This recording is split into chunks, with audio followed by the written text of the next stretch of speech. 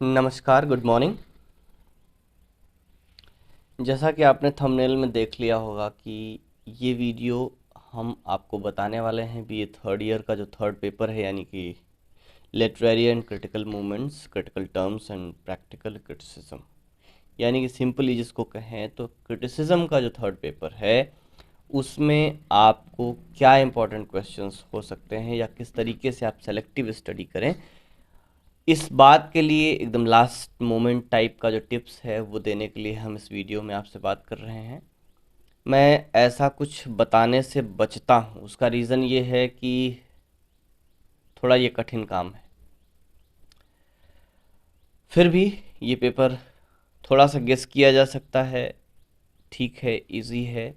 और स्टूडेंट्स के लिए ये पढ़ने में कठिन है, इसलिए भी मैं इसमें आपको बता रहा हूँ। दूसरा रीज़न ये है कि इतना ज़्यादा आपका रिक्वेस्ट हमको आ गया हर वीडियो के कमेंट में, मैसेज में, ग्रुप में, तो finally I have decided to tell you something. बस ध्यान से समझें और इसके अकॉर्डिंग आप पढ़ लें, निश्चित रूप से आपका पेपर बहुत अच्छा होने वाला है। फर्स्ट थिंग देखिए, आपका जो सिलेबस है वो 5 यूनिट्स में डिवाइडेड है। फर्स्ट में आपको 4 चीज़ें हैं: रेनासा, रेफॉर्मेशन, न्यू क्लासिसिज्म और रोमांटिसिज्म। सेकेंड यूनिट में आपको 5 चीज़ें पढ़नी हैं: Victorian compromise, pre Raphaelite movement, modernism and the movement and absurd. Third जो है आपको है new criticism, Chicago school, myth criticism, humanist criticism. ये 4 चीज़ें आपको पढ़नी, यानी कि फर्स्ट 3 यूनिट्स में आपको कुल मिलाकर के 9 क्वेश्चंस बनते हैं। अब इन 9 क्वेश्चंस में से आप मान करके चलिए कि 3 क्वेश्चंस आपको लिखने के लिए बनेंगे। 3 क्वेश्चंस लिखने के लिए, और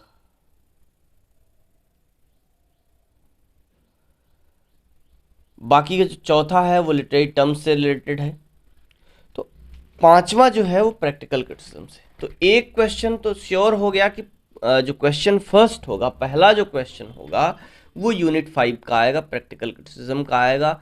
आप चाहे पोएटिक पैसेज का या फिर प्रोज पैसेज का एक प्रैक्टिकल क्रिटिसिज्म प्रिपेयर कर लें। ये नहीं प्रिपेयर कर लें कि आप किसी पैसेज का रट लें, आप उसको ये टेक्निक देखें कि किस तरीके से किसी अननोन पैसेज का, किसी अननोन स्टैंजा का, किसी अननोन पोएम का प्रैक्टिकल क्रिटिसिज्म या क्रिटिकल एप्रिसिएशन कैसे लिखेंगे।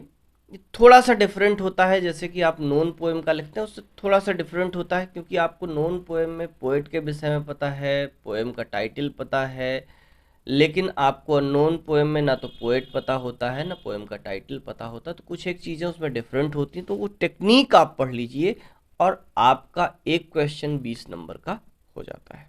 ठीक है, इसके बाद बचता है पहला, दूसरा और तीसरा यूनिट। तो पहले यूनिट में आपको 4 चीज़ें पढ़नी हैं, तो आइडियली इसमें आपको 3 पढ़ लेनी चाहिए, एक छोड़ सकते हैं। फिर भी और कम अगर करना चाहें तो रेनासा और रेफॉर्मेशन में से एक पढ़ लें और नियो क्लासिसिज्म और रोमांटिसिज्म में से एक पढ़ लें। इन दो में से आपको एक एटलीस्ट एग्जामिनेशन में मिल जाना चाहिए, ऐसा मेरा मानना है, ऐसा मेरा गेस है। क्योंकि जो अगर रेनासा दिया जाएगा तो रेफॉर्मेशन नहीं दिया जाएगा, रेफॉर्मेशन दिया जाता है तो रेनासा नहीं दिया जाता है, ऐसा प्रायः होता है। इसी तरीके से न्यू क्लासिसिज्म और रोमांटिसिज्म भी है। And thereafter second unit में अगर बात करें तो 5 चीज़ों में से आप कम से कम 3 पढ़ लें। वो 3 कौन सा पढ़ेंगे वो आप खुद डिसाइड कर लीजिए, मैं नहीं बताऊंगा। कोई 3 पढ़ लेंगे तो मुझे उम्मीद है कि उसमें से आ जाए, क्योंकि आपके पास ऑप्शंस भी होते हैं, तो ऑप्शन के अकॉर्डिंग आपको मिल जाएगा इन 3 में से। बात करते हैं टर्म्स की, तो टर्म्स छोटे छोटे हैं, उसमें भी मैं तो यही कहूँगा कि सारे पढ़ लीजिए। टर्म्स बहुत ज़्यादा नहीं है, बहुत दिक्कत तलब नहीं है, 14 टर्म्स हैं। आप इन 14 टर्म्स को ईजिली पढ़ सकते हैं।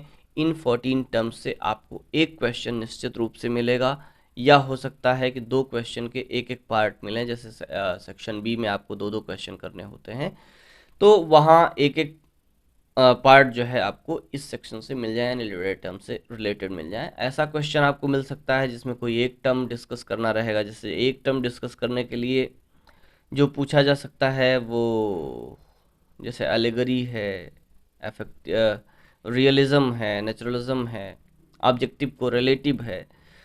और वैसे सामान्यतः हमें लगता है कि एक टर्म अकेला नहीं पूछा जाएगा, 2 से 3 टर्म पर टिप्पणी आपसे पूछी जा सकती है।